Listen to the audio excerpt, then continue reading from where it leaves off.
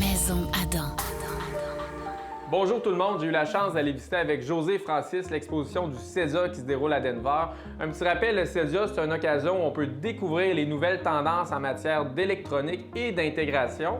Ici, la vidéo, c'est pour faire suite à celui de Francis, mais il va davantage se consacrer à toutes les nouvelles tendances en audio et en vidéo.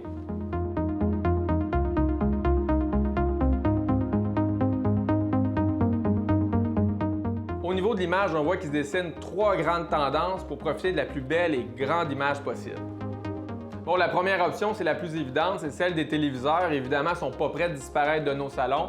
Les grands fabricants comme LG, Sony et Samsung étaient tous présents avec leur dernière technologie mini-DEL et OLED.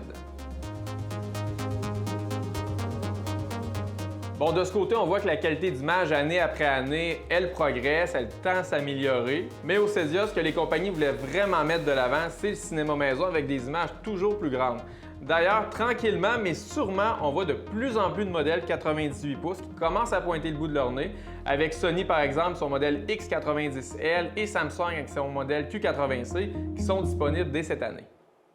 Mais on a vu à travers les kiosques que l'option préférée pour profiter de la meilleure expérience cinéma sur le marché demeure les projecteurs, surtout depuis l'arrivée des derniers modèles laser 4K.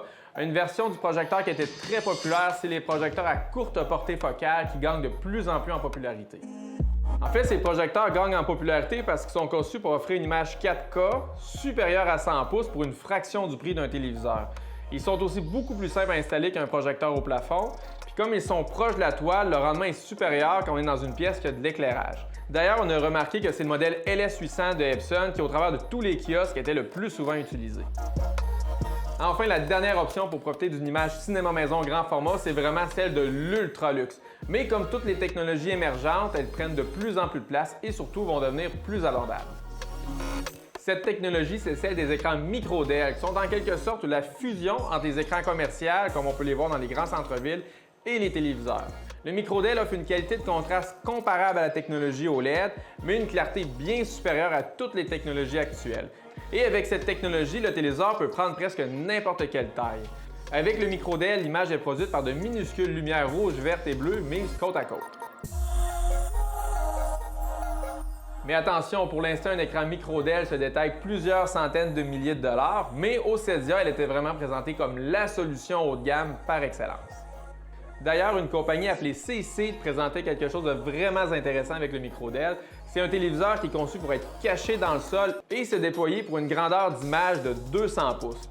Samsung présentait également la version définitive de son téléviseur micro-DEL qui a un format de 114 pouces et est vendu près de 200 000 $ canadiens. Du côté de l'audio cinéma maison, on a aussi eu des belles présentations, surtout données par Sony et Marantz, qui présentaient les bénéfices des nouvelles normes audio cinéma maison Atmos lorsqu'on a plusieurs enceintes dans sa salle, mais aussi l'avantage d'avoir plus d'un caisson de basse.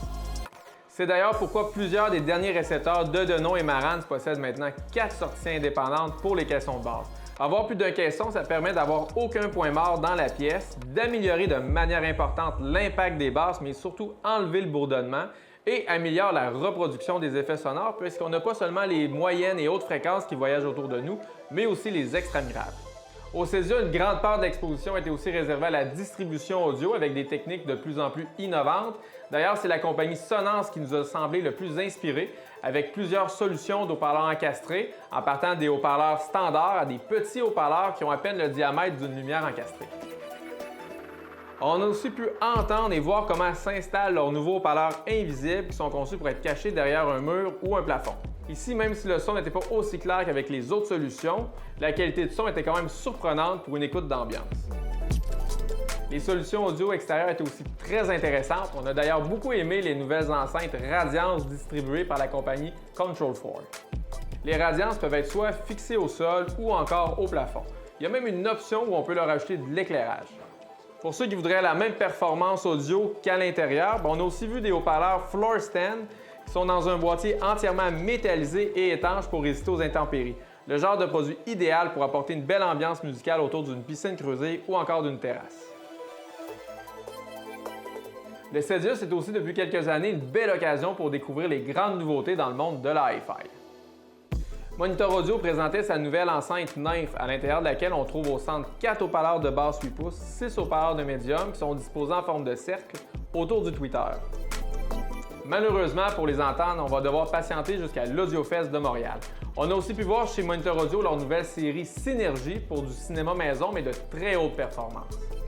Ces haut-parleurs peuvent être installés au mur, dans un mur ou encore même posés au sol. Et ils reprennent d'ailleurs beaucoup des composantes de leur série Platina, mais comme leur boîtier n'a pas un fini aussi luxueux, leur prix est moins élevé. La compagnie Bowers & Wilkins de ce côté a prévu des espaces pour expliquer et surtout comparer dans de bonnes conditions leurs nouvelles enceintes 600 S3. Un représentant nous expliquait les modifications apportées par rapport à la génération précédente et surtout leurs bénéfices. Totem était également sur place où on a découvert la dernière génération de leurs haut-parleurs encastrés, leur nouvelle génération de haut-parleurs amplifiés Kin avec entrée HDMI et une nouvelle paire de haut-parleurs d'étagère actuellement surnommée Sparrow. Toujours entièrement fabriqué au Québec, Totem vise avec ce petit haut-parleur à avoir le meilleur équilibre performance-prix. Sa sortie est d'ailleurs prévue pour la période des fêtes.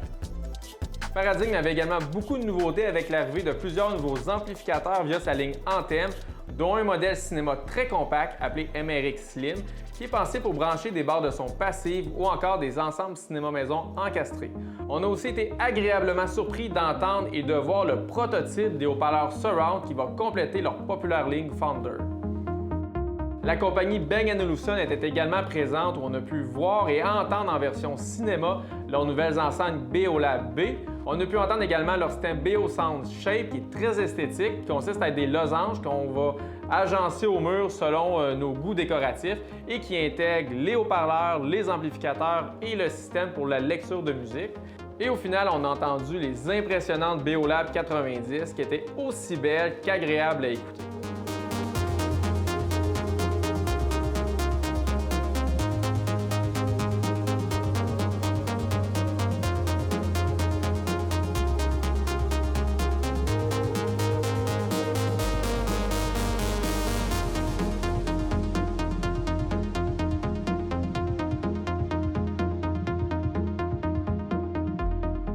Au final, aller au CEDIA, pour nous, c'est une chance unique de se tenir au fait des dernières tendances et technologies actuelles.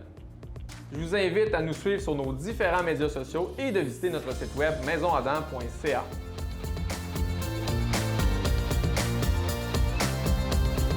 Maison Adam. Bienvenue dans la technologie.